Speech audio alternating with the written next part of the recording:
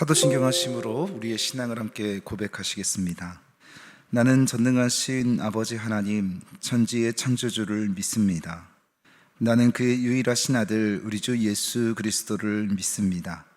그는 성령으로 잉태되어 동정녀 마리아에게서 나으시고 본디오 빌라도에게 고난을 받아 십자가에 못 박혀 죽으시고 장사된 지 사흘 만에 죽은 자 가운데서 다시 살아나셨으며 하늘에 오르시어 전능하신 아버지 하나님 우편에 앉아 계시다가 거기로부터 살아있는 자와 죽은 자를 심판하러 오십니다. 나는 성령을 믿으며 거룩한 공교회와 성도의 교제와 죄를 용서받는 것과 몸의 부활과 영생을 믿습니다. 아멘. 오늘 하나님께서 우리에게 주시는 말씀은 9월 18일 수요일에 해당되는 말씀입니다. 열왕기하 9장 1절부터 13절 말씀까지 함께 교독하도록 하시겠습니다. 선지자 엘리사가 선지자의 제자 중 하나를 불러 이르되 너는 허리를 동이고 이 기름병을 손에 가지고 길르앗 라모스로 가라.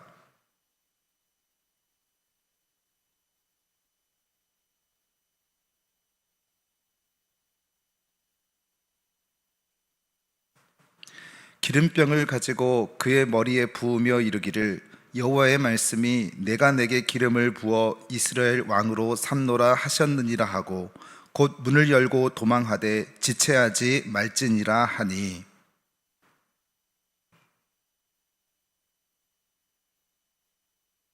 그가 이르러 보니 군대 장관들이 앉아 있은지라 소년이 이르되 장관이여 내가 당신에게 할 말이 있나이다. 예후가 이르되 우리 모든 사람 중에 누구에게 하려느냐 하니 이르되 장관이여 당신에게니이다 하는지라.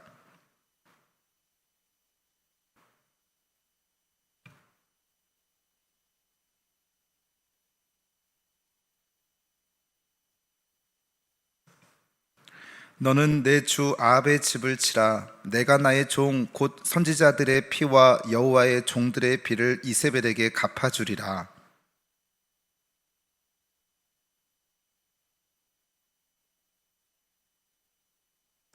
아합의 집을 느밧의 아들 여로보암의 집과 같게 하며 또 아이야의 아들 바하사의 집과 같게 할지라.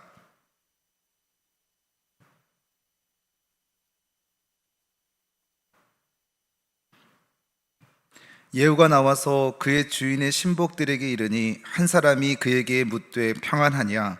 그 미친 자가 무슨 까닭으로 그대에게 왔더냐? 대답하되 그대들이 그 사람과 그가 말한 것을 알리라 하더라.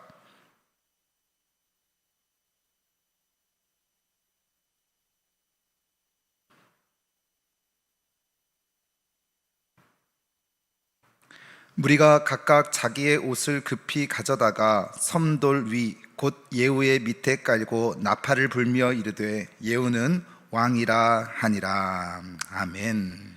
한 주간 주님의 은혜 가운데 평안하셨습니까? 추석 명절도 잘 보내셨지요? 오늘은 예후의 기름 부음 심판의 시작이라는 제목을 가지고 하나님 말씀 함께 나누도록 하겠습니다.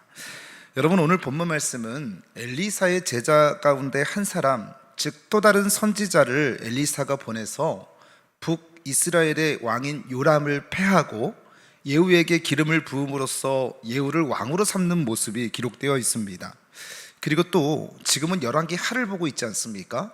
열왕기 상에서 하나님께서 미리 엘리야를 통해서 아합 가문의 심판이 있을 것을 말씀해 주셨는데 그 예언의 말씀이 성취가 되는 시작점이 바로 오늘 본문에도 기록이 되어 있습니다. 여러분, 그 당시 북이스라엘의 왕은요, 말씀드린 것처럼 요람이 집권하고 있었는데 이 요람과 함께 남유다의 왕이었던 아하시아 왕이 길르앗 라못이라는 곳에서 아람의 왕인 하사엘과 전쟁을 벌이고 있었습니다. 그때 엘리사가 제자 가운데 한 사람, 또 다른 한 선지자에게 기름병을 손에 들려보내가지고 길르앗 라못으로 이 선지자를 보내죠. 왜냐하면 하나님께서 엘리사를 통해서 말씀해 주셨기 때문입니다. 이는 하나님께서 북이스라엘의 군대 장관인 예후에게 왕으로 삼기 위해서 기름을 붓고 예후의 머리를 기름을 부음으로 말미암아 왕을 세우기 위함이었던 것이죠. 그것이 오늘 본문 3절에 기록이 되어 있습니다. 우리 함께 같이 한번 읽겠습니다. 여호와의 말씀이 내가 내게 기름을 부어 이스라엘 왕으로 삼노라 하셨느니라 하고, 그런데 여러분, 지금 방금 전에 읽었던 이 3절 말씀이요, 하나님께서 오늘 우리가 살펴보는 것이 열왕기 하이지 않습니까? 근데 열왕기 상에서 이미 엘리야에게 하신 말씀의 내용이었다라고 얘기를 하는 거예요. 엘리사가 이세벨을 피해서 호렙산에 머물러서 몸을 잠시 숨기고 있을 때, 그때 하나님께서 엘리야에게 나타나셔서 엘리야가 해야 될 일이 무엇인지를 말씀해 주시는데, 그 가운데 하나가 바로 예후에게 기름을 부어서 이스라엘의 왕으로 세우는 일이었습니다.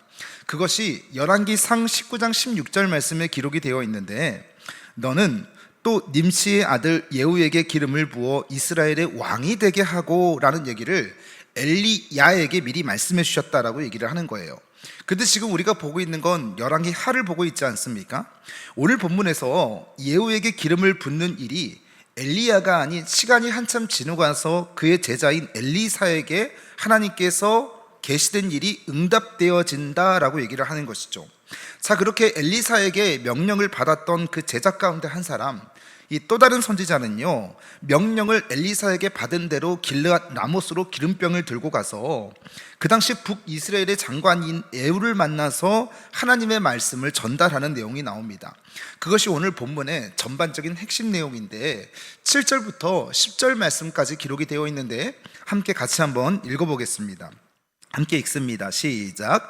너는 내 주 아합의 집을 치라. 내가 나의 종 곧 선지자들의 피와 여호와의 종들의 피를 이세벨에게 갚아주리라. 아합의 온 집이 멸망하리니 이스라엘 중에 매인자나 노인자나 아합에게 속한 모든 남자는 내가 다 멸절하되, 아합의 집을 느밧의 아들 여로보암의 집과 같게 하며 또 야야의 아들 바하사의 집과 같게 할지라. 이스라엘 지방에서 개들이 이세벨을 먹으리니 그를 장사할 사람이 없으리라 하셨느니라 하고 곧 문을 열고 도망하니라 라고 말씀하고 있는 것입니다. 이것이 오늘 본문의 핵심 내용인데요, 하나님께서 예후에게 기름을 부어서 이스라엘의 왕으로 삼을 뿐만 아니라 아까 열왕기 상에서 엘리야에게 하셨던 아합의 집을 치라고 말씀하시는 것들이 이제 성취가 된다라고 얘기하는 거죠. 다시 말해서 예후가 왕이 되고 나서 가장 해야 될 중요한 일이 아합의 집, 이세벨을 비롯한 그의 아들들과 바알 선지자들을 치도록 하는 일이었다는 거예요. 하나님께서 미리 열왕기 상에서 엘리야를 통해서 이런 얘기들을 하시는 거죠. 아합이 자신을 팔아 여호와 보시기에 악을 행하였으므로 그의 집에 재앙을 내릴 것을 말씀하셨는데, 그것이 엘리사 때 예후를 통해서 시작이 되었다. 반드시 하나님의 언약과 하나님의 신탁이요 이루어진다라는 것을 우리가 기억하고 있어야 된다는 겁니다. 그리고 그 선지자의 기름 부음을 받은 예후는요, 그와 함께하는 군대의 무리들의 도움을 받아서 북이스라엘의 왕이 될 수 있었다는 내용들이 계속해서 그 다음 날에 이어지고 있죠. 이것이 오늘 본문의 전반적인 핵심 내용이고 우리에게 말씀해주고 있는 내용입니다. 자, 그렇다면 오늘 본문을 통해서 우리가 살펴볼 수 있는 이 첫 번째 영적 포인트가 무엇이냐면, 하나님은 악에 대한 심판을 잊지 않으시고 반드시 시행하신다라고 얘기하는 거예요.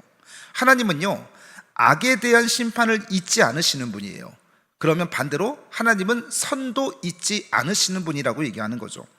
여러분, 북이스라엘의 왕인 요람을 대신해서 예후를 이스라엘의 왕으로 세우고, 그리고 나서 아합의 집을 심판하시는, 아합의 집에 재앙을 내리시는 하나님을 통해서 우리가 볼 수 있는 것은 악한 자의 최후를 볼 수 있다라고 얘기를 하는 겁니다. 시편 37편 1절 2절 말씀에 보면요, 이런 내용이 기록되어 있죠. 악을 행하는 자들 때문에 불평하지 말며 불의를 행하는 자들을 시기하지 말지어다. 그들은 풀과 같이 속히 배임을 당할 것이며 푸른 채소같이 쇠잔할 것이미로다. 무슨 말입니까? 하나님께서 악에 대한 심판을 간과하지 않으시고 반드시 그 하나님의 몽둥이를 들어서 심판하신다라고 얘기하는 것이죠. 아합과 이세벨이요, 나라 전체에 우상 숭배를 빠뜨리도록 했던, 조장했던 인물일 뿐만 아니라 우리가 잘 알듯이 나봇의 포도원 사건처럼 무고했던 사람들을 죽이는 일들이 많이 있었습니다. 여러분, 성경에 나봇의 포도원 사건이 기록되어 있을 뿐이지 얼마나 많은 무고한 사람들을 아합과 이세벨이 죽였겠습니까? 그리고 수없이 많은 하나님의 종들을 학대하는 내용들이 나옵니다. 그러면서 하나님은 점점 이들의 악행이 극단에 치르고 정점에 이르기 때문에 하나님의 심판은 필연적으로 이루어질 수밖에 없었던 것이죠. 그런데 하나님은 엘리야를 통해서 아합에 대한 가문의 심판을요, 그때 말씀하셨음에도 불구하고 어찌된 영문인지 그때 즉각적으로 시행되지는 않습니다. 그리고 나서 열왕기상에서 열왕기하로 이르는 지점까지 왔을 때, 엘리야가 아닌 엘리사 가운데 왔을 때 하나님은 그 심판을 잊지 않으시고 엘리사 때 예후에게 기름을 부어 왕으로 세우시고 또 예후를 도구로 삼아서 아합의 가문을 철저하게 심판하는 내용들이 기록되어 있는 것이지요. 사랑하는 성도 여러분, 세상에 온통 악으로 횡행하고 악인들이 승승장구하는 것처럼 보인다 할지라도요, 절대로 체념하지 말고 절망하지 말아야 될 것은 하나님께서 반드시 그 악을 심판하시겠다라고 말씀하시는 거예요. 지금 잠시 잠깐 우리 눈에 보이는요, 그것이 잘 돼 보이는 것처럼 보이고 그것이 잘 나가는 것처럼, 그리고 아무런 문제가 없는 것처럼 보이지만 하나님은 반드시 기억하고 계신다라고 얘기하는 것이죠. 그렇기 때문에 우리가 해야 될 것은 무엇이냐? 언제나 하나님을 의뢰하고 정직하게 선을 행하며 여호와를 기뻐하는 저와 여러분이 되어야 한다라는 것을 우리는 간절히 기억하고 있어야 된다는 겁니다. 오늘 저와 여러분 모두가 항상 하나님을 신뢰하고 그리고 선을 행하며 정직하게 살아가며 여호와로 말미암아 기뻐하시는 저와 여러분들 되시기를 주님의 이름으로 간절히 축원합니다. 때가 이르자 하나님은 그것을 잊지 않으시고 다시 아합 왕을 그리고 심판하셨던 것처럼 하나님께서는 그것을 간과하지 않으신다라고 얘기를 하는 거예요. 한 발 더 나아가서 오늘 본문을 통해서 살펴볼 수 있는 두 번째 영적 포인트는요, 하나님은 주권자 하나님이시라고 얘기하는 거예요. 여러분, 하나님은 왕을 세우기도 하시고 왕을 패하기도 하시는 겁니다. 그 주권자 하나님을, 역사의 주관자 되신 하나님을 우리가 믿어야 된다라고 얘기하는 거죠. 원래는 군대 장관이었던 예후를 기름병을 들고 있는 이 선지자가 말했던 그대로 하나님이 자신을 왕으로 세울 것을 기억하고 이것을 신하들에게 전합니다. 그러자 신하들이요, 이 군대 밑에 있었던 이 부하들이 예후에게 예를 갖추고 예후를 왕으로 인정하고 추대하더라고 얘기하는 거예요.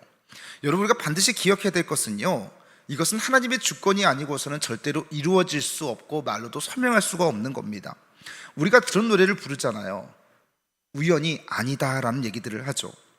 엘리야와 같이, 엘리사와 같이, 그리고 오늘 본문에 왕으로 추대된 예후와 같이 모든 상황과 환경을 초월하여 역사하시는 주권자 되신 하나님, 역사의 주관자 되시는 하나님을 인정하심으로 말미암아 하나님 앞에 귀하게 쓰임 받으시는 저와 여러분 되시기를 주님의 이름으로 간절히 축원합니다.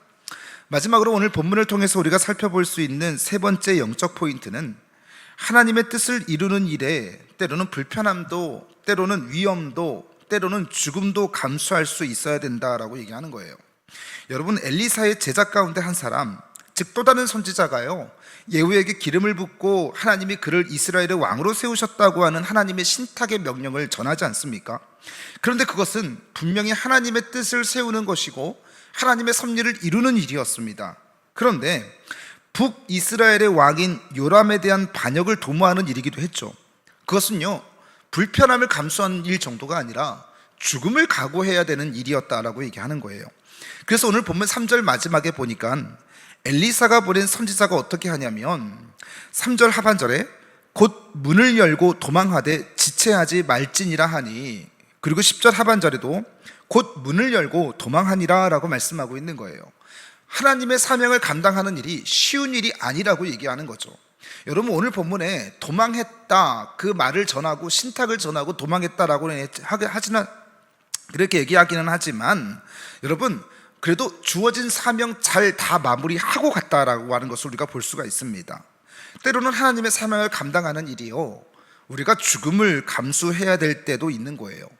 불편하고 귀찮은 일들도 있고 그리고 피곤한 일도 있지만 때로는 죽음을 감당할 수 있을 정도로, 감수할 수 있을 정도로 하나님의 나라는 이처럼 이름도 없이 빛도 없이 자신의 모든 것을 희생하여 내어가는 사람들, 이 순종하는 사람들을 통해서 세워져 간다라고 얘기하는 거죠. 사랑하는 성도 여러분, 오늘 저와 여러분도 복음의 빚진 자들 아닙니까? 하나님 앞에서 귀한 도구로 쓰임 받아야 되지 않겠습니까? 오늘 저와 여러분에게 또 추석 명절 가운데 이런저런 감수해야 될 일들이 많이 있었을 겁니다.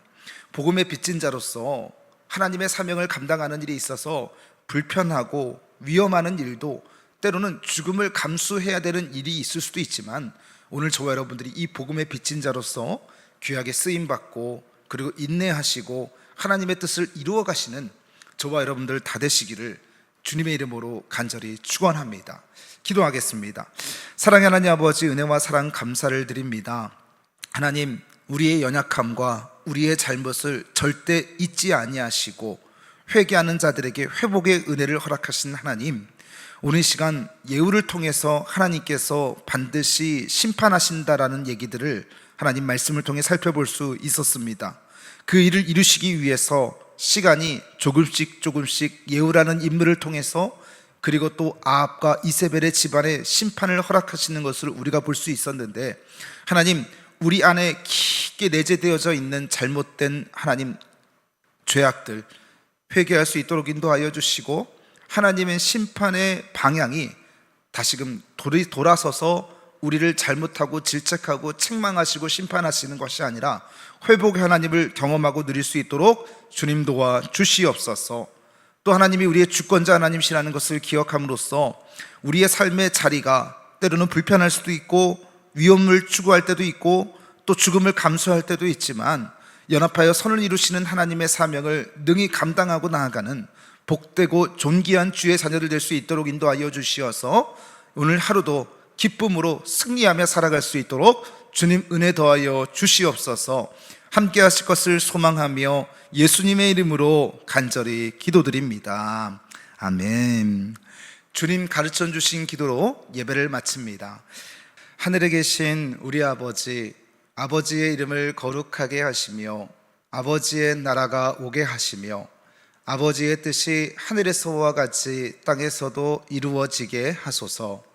오늘 우리에게 일용할 양식을 주시고 우리가 우리에게 잘못한 사람을 용서하여 준 것 같이 우리 죄를 용서하여 주시고 우리를 시험에 빠지지 않게 하시고 악에서 구하소서. 나라와 권능과 영광이 영원히 아버지의 것입니다. 아멘.